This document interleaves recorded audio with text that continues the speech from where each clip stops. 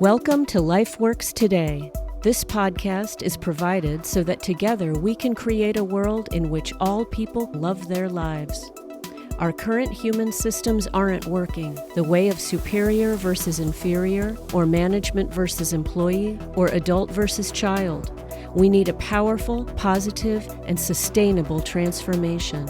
This podcast is for you who seek to be happy, fulfilled, and peaceful so that your abundant life works today.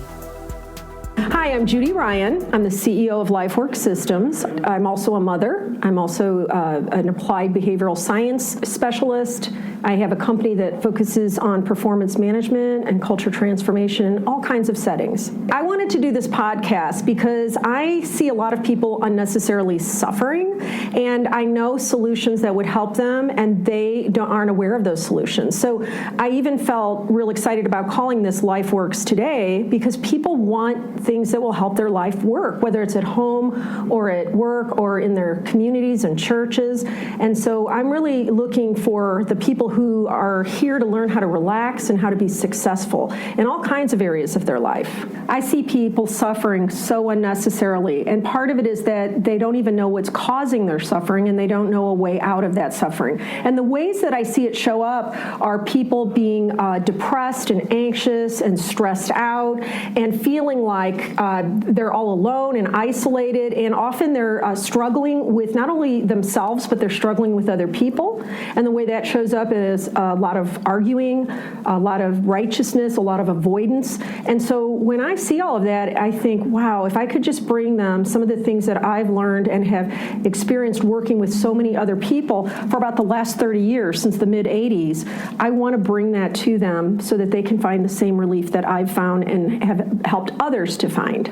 I'm really going to be teaching people to know that they make sense. A lot of times people are walking around wondering if they're the only one that doesn't know what to do, that they're the only one that doesn't feel like they're being successful.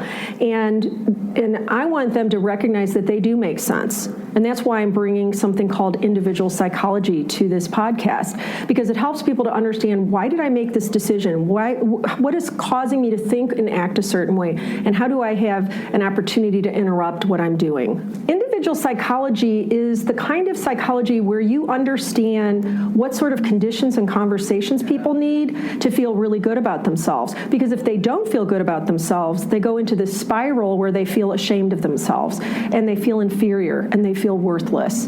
And when they do, that's what sets off this whole set of uninterrupted struggles that go on. So individual psychology gives people a completely different way of understanding their power, how they formulate their values and belief systems, how to be able to have some responsibility for how they guide their power. It's amazing what individual psychology can do, and yet it has been recognized by authors and writers in the past couple of years that individual psychology has finally come into its own, because it's going to disrupt the power structures that we have in place right now. So here's an example. What I see is, even when you think about our culture as a whole, when a child becomes 2 years old, the common phrase is, it's a terrible two. My child has now hit terrible twos. We got to make sure he knows who's boss. And oh, that's a terrible disaster. The reality is, when a child is 2, they're really starting to understand that they have power and that they're autonomous. And we should be celebrating that and guiding that with joy and honor. And we don't. And so over the years, people start to mistrust their power. And so I'll give you an example of what should be happening when we guide a child or an employee or a church member or a neighbor. We want to help them to learn that they have the capability to pick up responsibility for certain tasks that maybe weren't handed to them properly, or that they were given proper support for. So I'll tell you a story that I really love that illustrates this. So here's an example that I think kind of shows the best of individual psychology, because it folds in some of the major parts of individual psychology. So I'm going to tell you the story, and then I'll kind of dissect how it fits with this particular model.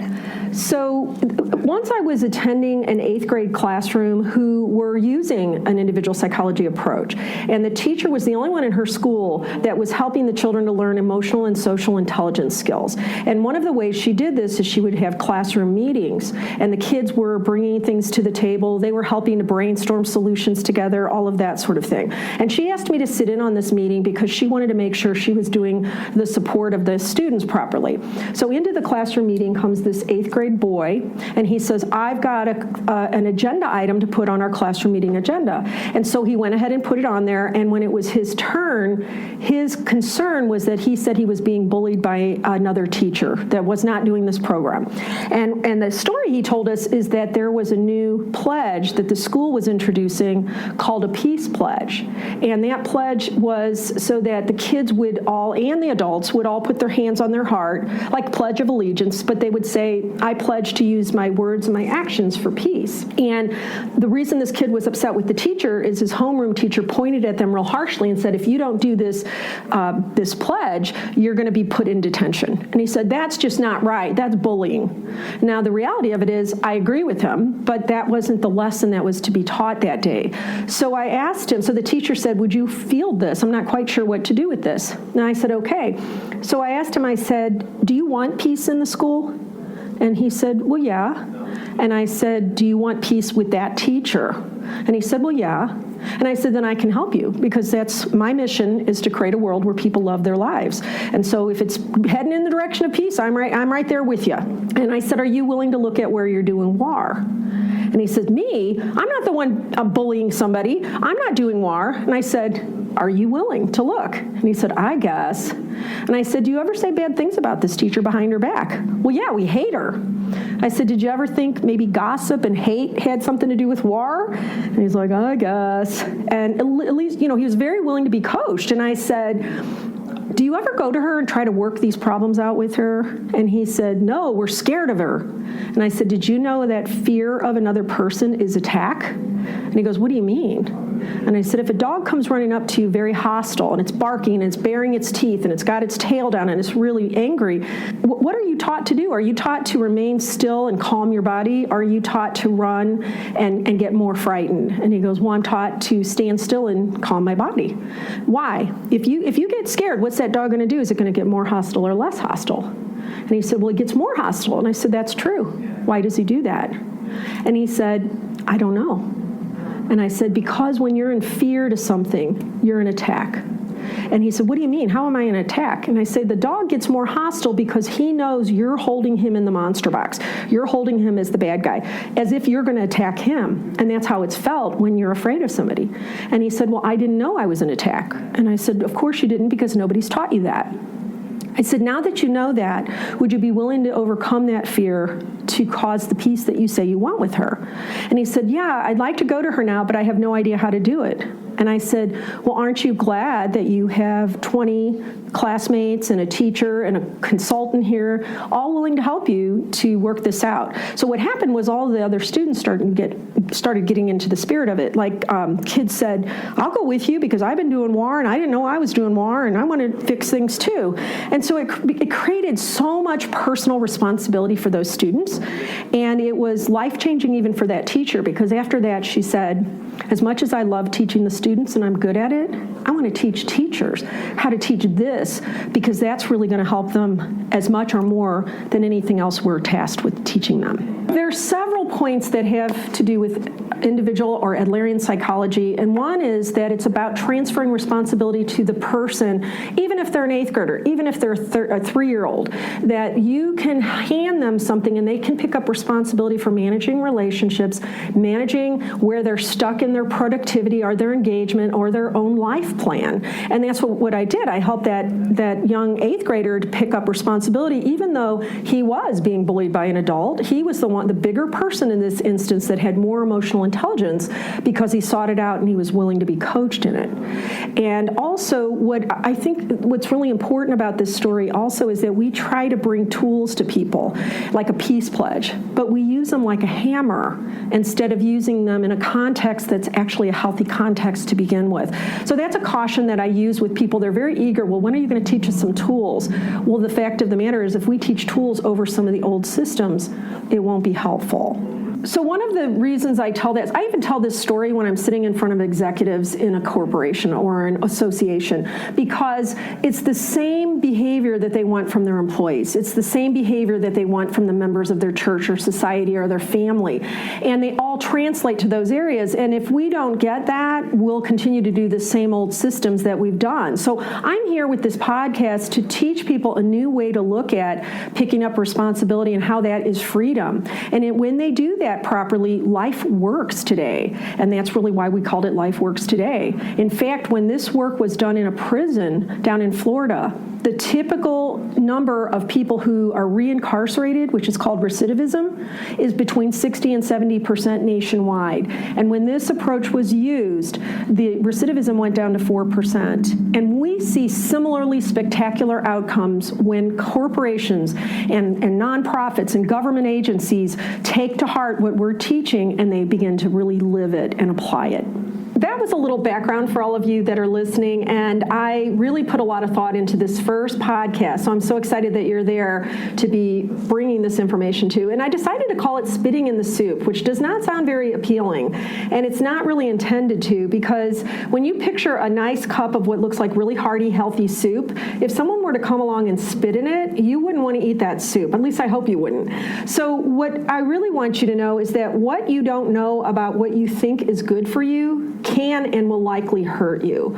And I thought it was a good place to start this series because it will give you some foundational pieces that I find are the most crucial in order to understand everything that's coming next from me. So one of the things that I want you to know is that the topic for today, it has a lot of complexity to it. So we're going to be covering some things that I'm just going to mention, and we'll go into those not only in this episode likely, but also in future episodes, because this is a big subject and it takes some time to really understand and begin to apply in your life. So we're going to be talking about some things like inferiority complex, the 4 core needs, what is social interest, what are psychological contracts, what are the roles of purpose, and what is emotional intelligence. We hear a lot of these terms, or maybe even some of them are new to you, but we don't always know what exactly they mean. And more importantly, why is it relevant for your life?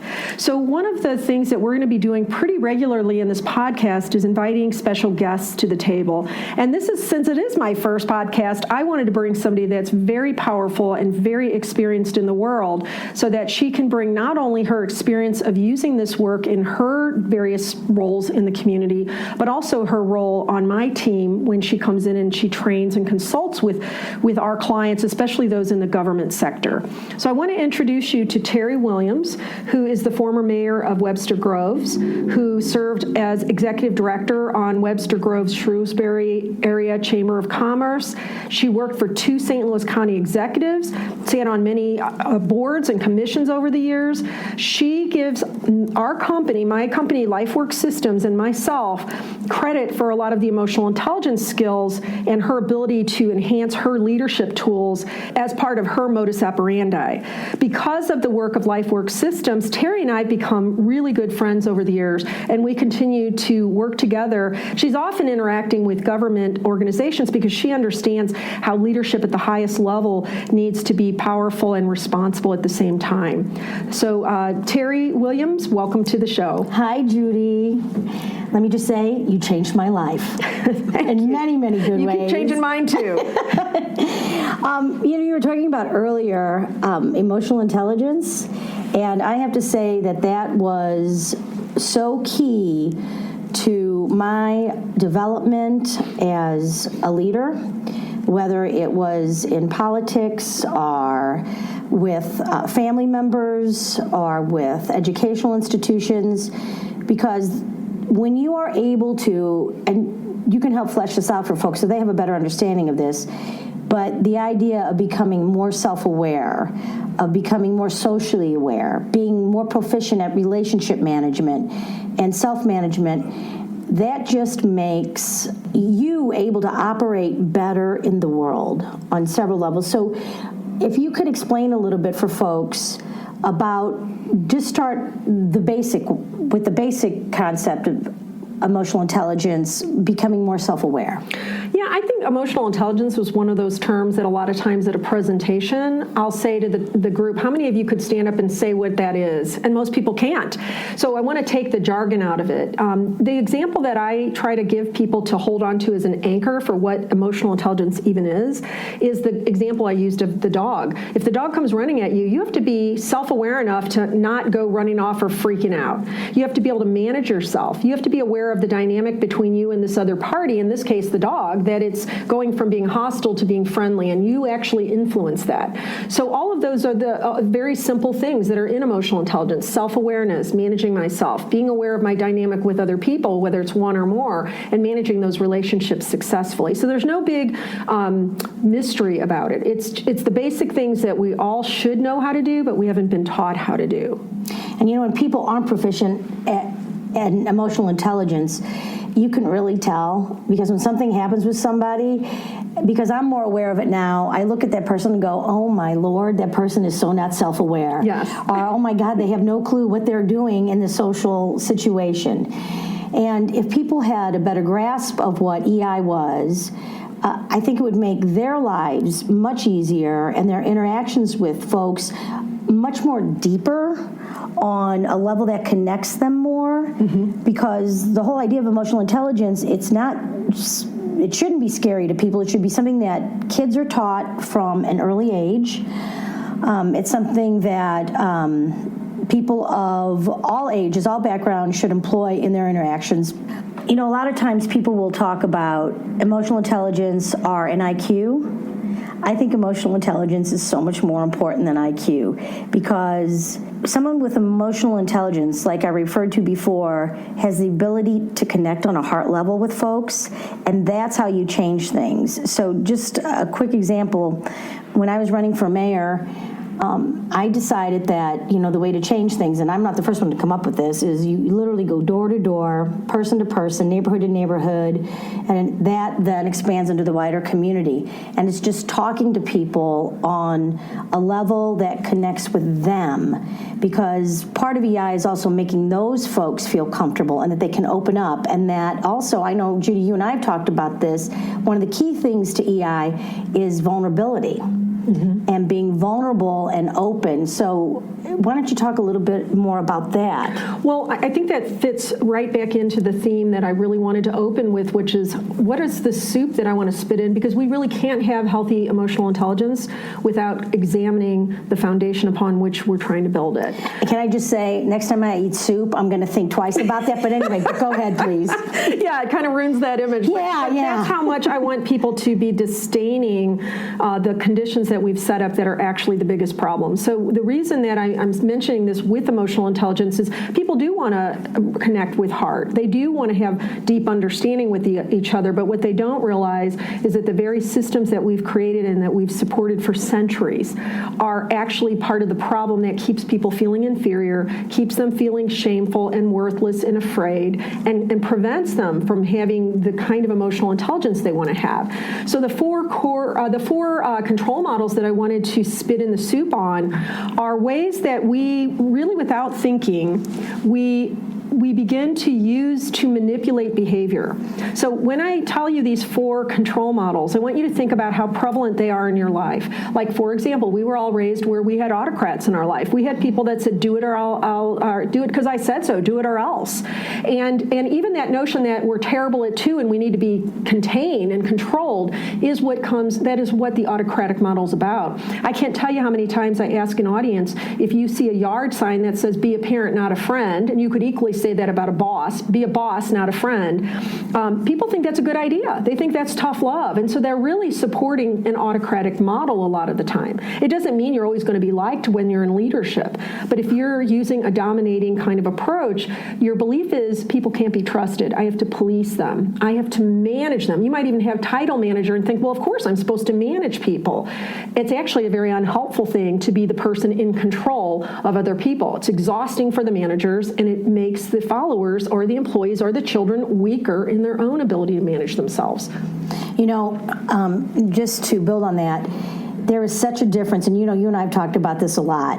there is a huge difference between being a boss and being a leader. Yes. Because to me, the idea of being a boss is all about power over rather than Yes. power within. Yes. And I think what's happening in various institutions for people who get this and understand that the old ways aren't working is that we need to shift from power over to power within. And I know you also added one to that. Yeah, power under. We need to shift out of power under. But when people are subjected to a lot of autocratic behavior, it's hard for them to not go into power under and shrink. Right. And so what is really important about these control models is to think about what are the beliefs you hold about people when you're using them. One is that it's my job to manage your power. One of them, in just this autocratic, it's my job to judge you as being less trustworthy. And what happens is you actually develop people who become, at best, resentfully compliant, which means they do C- work, or at worst, they rebel and resist and they say, no, I won't, you can't make me, because they're so, it's so unwelcome to them to be manipulated in that use of power over. And yet I see leaders all the time that I call them, they manage by intimidation, and they almost seem proud of it. And so there's a real shift needed around that particular control model. This next one is going to feel probably surprising to some of the listeners, and that is the use of incentives and rewards and bonuses and all those things. And really, the whole idea of the carrot and the stick. The carrot and the stick. And in this case, it's the carrot, dangling carrots in front of people, whether it's an adult or a child. Or chocolate. Or chocolate, anything. Steak dinner. But it sounds like such a good thing to do. Like both of these things that I'm mentioning, they're so seductive to us because when we feel powerless, they feel powerful. They quote unquote work in the short run. And the reason that incentives and rewards were sort of brought into the picture is that originally all this research on it suggested that it was a really useful tool, but then it came to be that the people became aware that those tests only worked when you did them on animals, that people actually have an adverse reaction to being controlled by rewards and incentives and dangling carrots and all of that. So for many people, that's a new concept. So what happens when people are offered a carrot is they start to focus on themselves. What am I going to get next time? Am I going to be the one to win the carrot? So it creates an artificial scarcity. How do I rush through this thing that I'm doing so that I win? And you find people cutting corners around quality and becoming very gimme, gimme, gimme. And then the managers start resenting those people, not knowing they ever actually fostered those people. So not only are incentives and rewards unhelpful, are less effective, they're actually counterproductive. So there's a little story, Terry, that I love to tell, and it's about this old man who lived next to this middle school.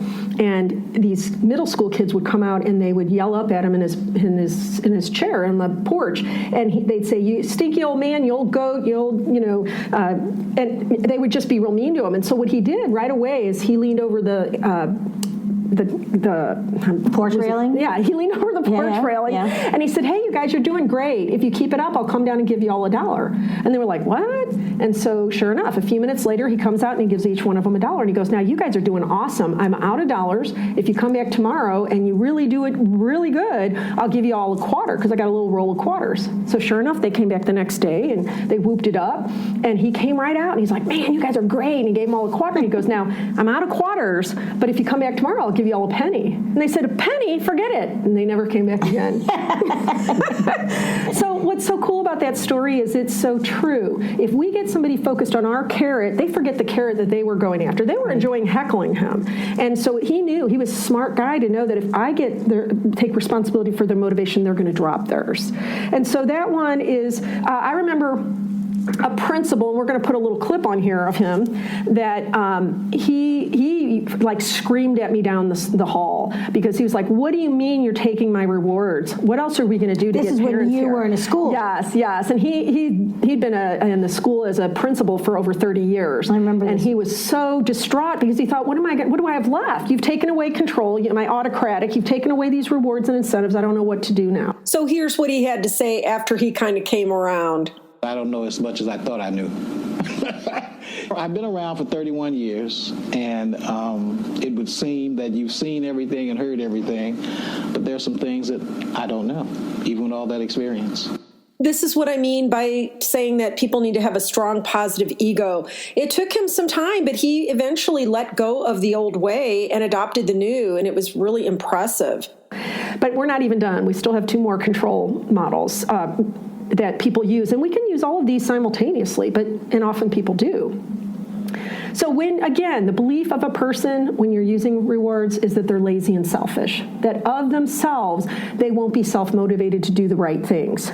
And you have this belief that it's your job to motivate them, which is the exact opposite. The more you motivate them, the less they motivate themselves. Well, not only that, but when as a boss, and not a leader, but as a boss, if you're in a position of authority and you're authoritarian versus an authority figure, yes, which is a huge difference, you become exhausted of babysitting or bribing or finagling, because if you're taking all the responsibility for what's happening in your department or your corporation or your small business or whatever it is, or your classroom or at home as a parent, you are not giving those people underneath you the ability or the chance to have a sense of ownership, to become fully engaged in something, in the overall effort and outcome of what should be happening. Yeah, that's what we see. We see a lot of leaders that are very lopsided. We always say break the 20-80 rule, because 20% of the people are doing all the heavy lifting, and often that is the leaders. And it's not good for anybody. And so one of the things that I love that happens when people adopt a model that is not this is they'll say to me, oh my gosh, when I first had my first pregnancy and I was away from work and I came back, it was a nightmare. But after learning these skills and learning this other model, I could go away and have my second baby, and people came back and I came back and people were behaving beautifully without me there. So she could hang up her hat of police officer in the company. And I've heard that over and over again where people get this.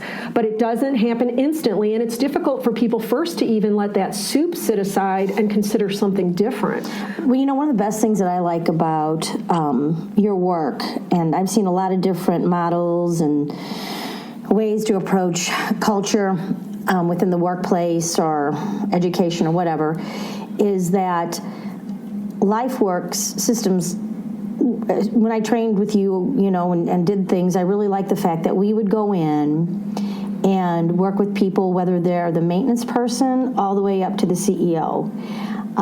Because you know how I feel about this, that in my mind, an effective leader creates other leaders. There's this incredible Chinese proverb, and of course I can't remember the whole thing now. I mean, I can't remember yesterday at the time, but generally the quote goes, go to the people, learn from them, love with them, learn what they know, and when you're finished, your work is done, the people will say, we have done it ourselves.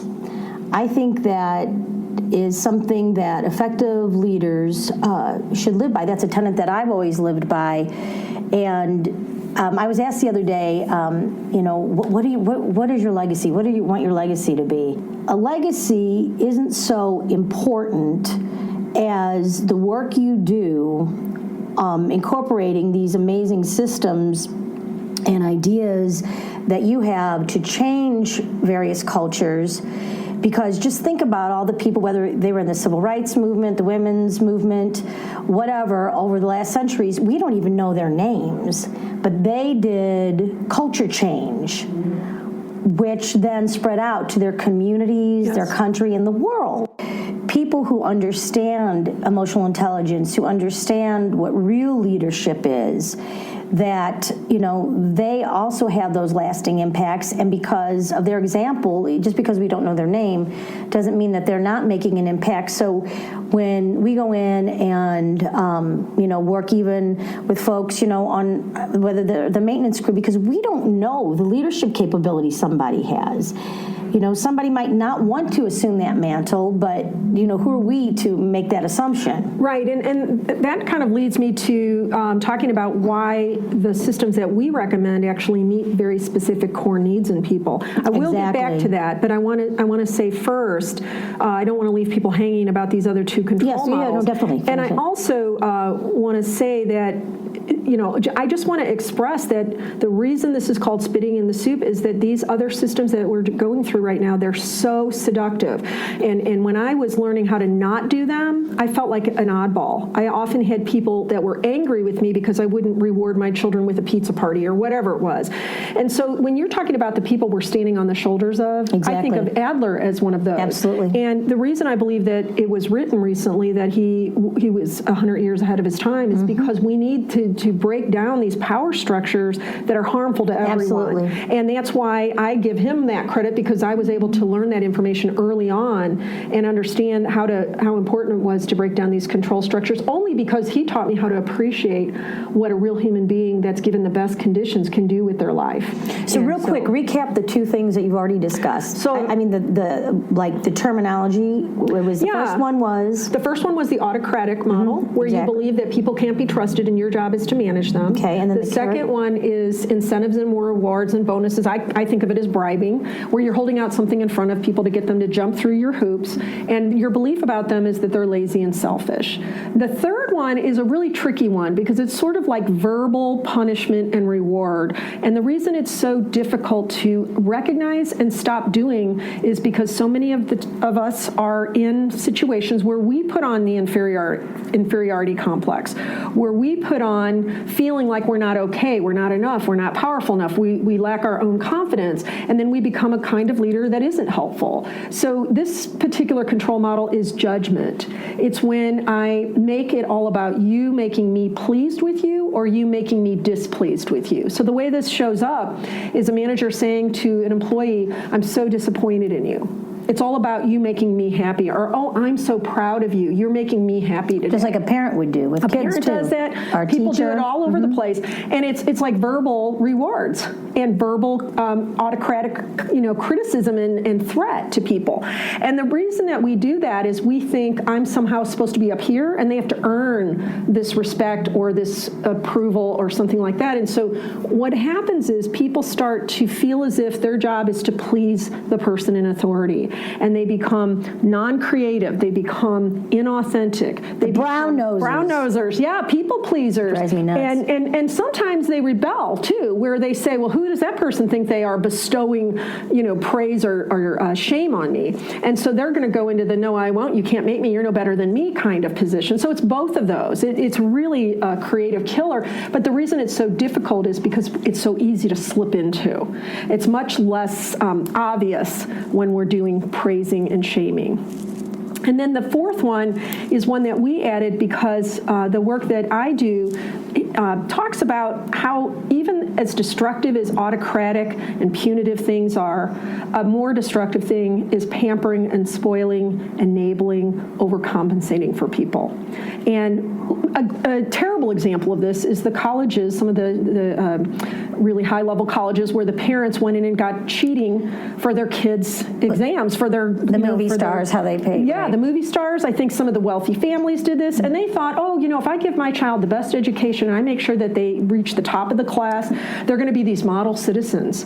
What kind of message is that teaching them? The reality is it teaches people to become more entitled, more self-centered, more thinking that the world is there to serve them, not that they're there to serve the world. And so this happens all over the place. That's just a very glaring example. I see it a lot in companies when people see others who are not as strong in their skills, whether they're personal skills or professional skills, and they start lowering the bar and they stop really doing the things that would help build them up, and they start doing them for them. So a lot of times when we're working with organizations, we're taking turns helping people that aren't necessarily leaders all the time become leaders in different instances, and you can see they start to stumble, and a stronger leader will often say, oh, I'll help you, I'll do it for you, and we'll say, no, it's time for us to support them into becoming the kind of leader that you do so naturally, and you get to learn how to be a better follower of a leader that's learning. Well, that's where it gets back to what I was saying, that a truly effective leader creates other leaders. Yes. Leadership can be positive or negative, but, to create lasting, long-term change, those in positions of authority and power, need to make sure that they are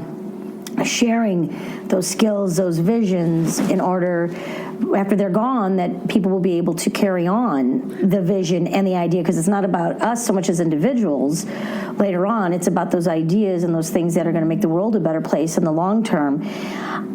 You also, when you talk about these 4 models, after doing this long with you and seeing it in different entities that we worked with and that I've encountered, they lead doing it the old way, what I like to term the patriarchal way, this idea of power over versus power within. It leads to cultures that are a myriad of things, depending on which model you're using: uncaring, lazy, toxic.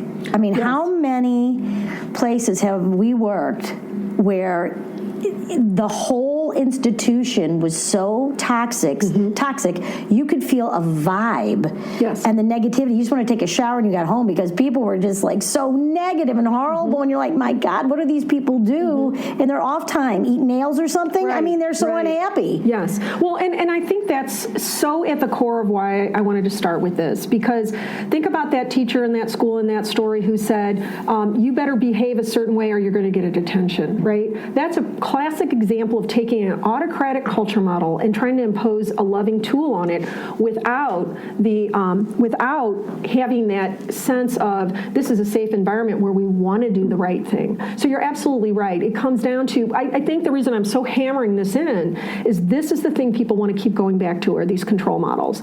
And because that's all they know. That's all they know. That's all that they're comfortable with. It's so well supported by the community at large that you do feel odd and out of step when you start looking at some alternatives to this. And it's scary, though, to make that shift. It's scary. It's like, but this is the way we've always done things. Yes. Even if the Titanic is sinking, we're going to hold on to what we know, right? And tell the band to play a little louder. Yes. And I also see people that want this change, but they don't understand exactly how to get there. So even the idea of dismantling this, when I first learned these control models, my instructor was wise enough to say, keep using them until you actually feel ready to go into the new way. So you don't want to criticize yourself because we all grab onto these, but I hope that I've made them so disgusting and distasteful that people are going, okay, I get it. She really has got me disillusioned in these 4 control models. So now I'll be more open to hearing about what is the alternative. Because all the tools in the world that I could share with this audience wouldn't benefit them if they don't get this part. Because they'll keep overlaying it into this model. And so, again, though, it's a comfort level with it. So, you do the things that you know, and to make that shift. And that ties in back to the emotional intelligence.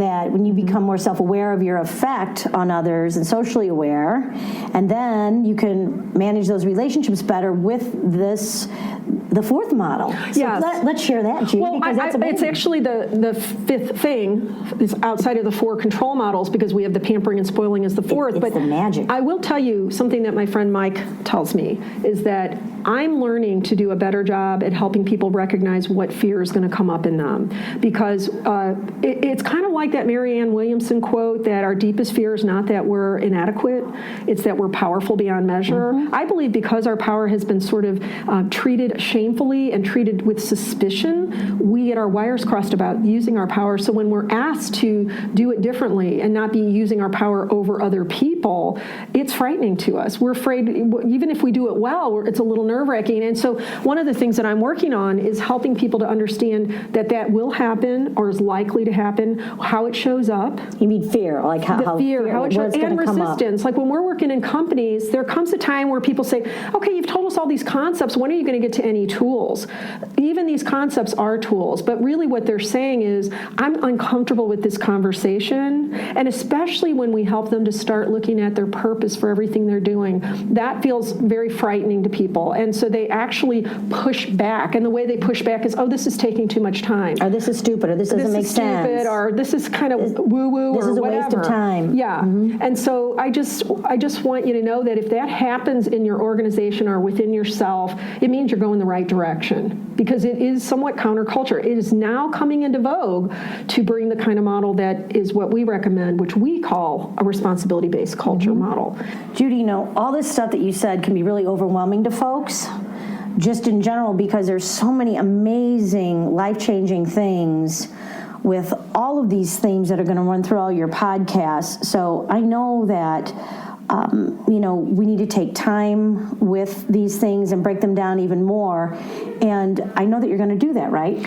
Yes, absolutely. In fact, I see that the most important thing I can do for people is educate them on what kind of systems are currently in place and which ones are coming in because they're so needed and people are in so much more pain today. That's why I kind of get rankled when people say, can't we just go back to the good old days when people knew their place?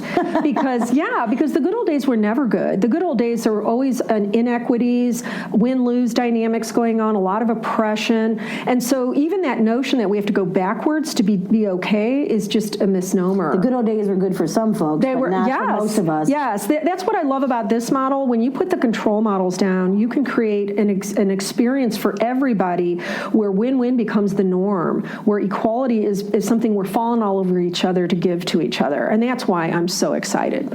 So how we're going to get there is I wanted to start with this, but I want to be able to have people to tie this back to the emotional intelligence that you were talking about, that we were both talking about. How do you become aware of when you're using these control models? That could be the first step for a lot of people. In fact, there's a change process where we first become aware that we're unconsciously unhelpful. I love that. Yeah. That is so important. Go over real quick, just name those, because as long as people know that you'll be getting into that much more thorough later. Yes. But just real quick. So the way to apply it right now is people that maybe before they heard this, that incentives and rewards are not helpful, that they're even counterproductive, they had been operating out of unconsciously unhelpful, unconsciously incompetent.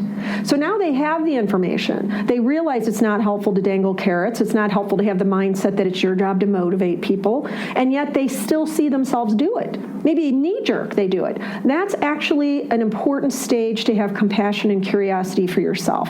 What happens is some of us, especially those of us raised Catholic, where that was a mortal sin, once you knew better, you had to instantly be better. It's just not realistic. People need the experience of getting used to and building courage to use some of the new things that they're learning, and it's still so new. And the thing is, all of these things take a lot of time and care to learn, and I'm really excited because you're going to be breaking these things down from the ground floor all the way to the ground floor and taking people up, through the different culture change ideas, through the different emotional intelligence quotients.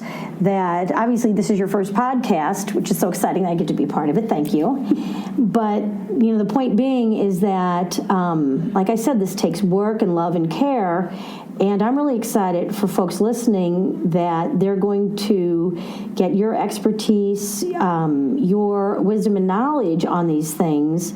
Because it really is going to change their life. Right, and that's why I'm starting with a system, telling people to look at a system, because what we typically do in our life when it doesn't work is we're looking around for who's to blame. Why is this happening and who's to blame? And a lot of times we're either turning that blame on ourselves or we're turning it on other people. What I train people to do is to say, what system, if it were put in place, would solve this problem? Mm-hmm. So really what we've been talking about with the control model is the system of control. So what system, if it was put in place instead of the control models, would work? And so that's perfect for where I want to take all of you next, is to understand what that is. So one of the things that I do, especially when I'm doing a keynote presentation, I'll talk about these control models, I'll talk about the new model, and I'll introduce responsibility-based culture, teal culture, agile culture. Well, one of the things I do is I direct them to our website, which is LifeWorkSystems.com. And we have a whole set of articles, about 200 articles. Out of those 200, all but 14 are ones that I've written that have been published over the years. So there's a lot of information in those articles about all the different angles to consider this information. And we also have a collection of industry articles that are written by groups like Forbes or Inc. or Deloitte Touche. And those are really amazing resources because people can go in and look at those articles, and we've highlighted on those PDFs where our work and the work in those articles are converging. And that's just a way people can say, oh my gosh, not only is this work becoming more and more relevant, it's converging with many of the trends going on today. So I really encourage listeners to go to the website because there's massive amount of videos, articles, YouTube clips, webinars that are 20 minutes or less. There's a lot of, my book can be downloaded for free. People can take an assessment and get a free report on it or set up a first consult with us. Actually, I really love the idea of that assessment tool. I love all the stuff on it, but the assessment tool, I think, is really key to giving folks an idea of where they are right now and then where they need to go. Exactly. From there. So it's, if folks want to, plug into the website and look at all the things, the assessment tool would be an important first step. Yes, because what people find out when they do the assessment, we call it an exploration survey. Again, it's free and the report is free.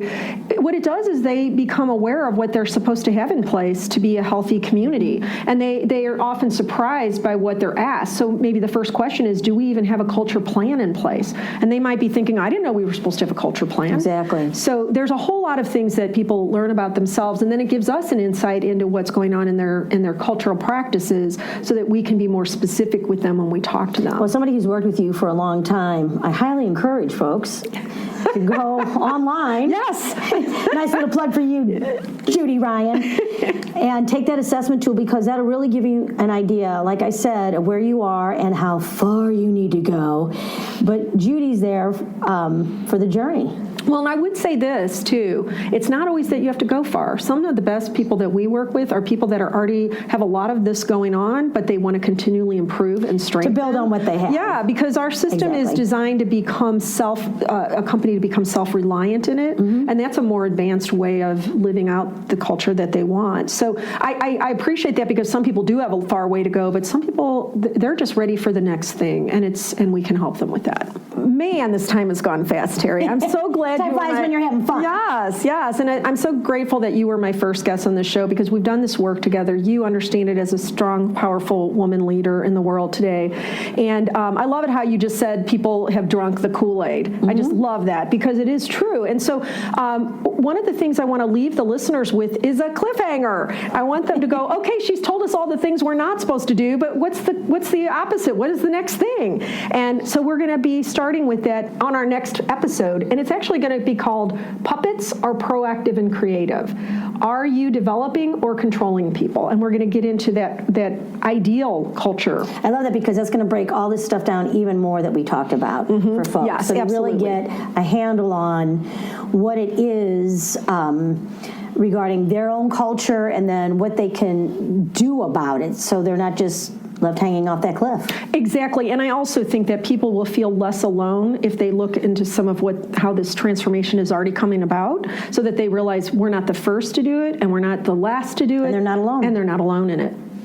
So first, I want to thank you, Terry. You've made this first foray really a lot easier for me, and I really appreciate your energy and your intention for the world as well. And I want to just guide everyone that's listening to please go to our website, start learning, start growing, and also so the website is LifeWorksSystems.com, and it's LifeWorkSystems.com. Even though our podcast is called LifeWorks today, it's LifeWorkSystems.com, and systems is plural. Okay, so we want you to be in contact with us, so we really encourage you to go to our website, because not only will you have contact information if you want to get in touch with me, I'd love to hear from you. We also want you to subscribe to our podcast so that every time there's a new episode, it comes to you and you're aware of it. And I would really like to have a connection with you. So please connect with us by coming to our website, look us up on LinkedIn and Facebook, and let's get to know each other. Thanks again, everybody, for listening. We'll catch you on the next episode. Thank you for listening to LifeWorks Today. This podcast has been brought to you by LifeWorks Systems CEO and host Judy Ryan. The intent of this podcast is to provide you with hope and new ideas for greater joy in your life and work. For more information on our organization and earlier podcast episodes, related articles, videos, and more, please visit our website at lifeworksystems.com. Be sure to subscribe to our podcast and mailing list. We invite you to join us in creating a world in which all people love their lives and where your life works today.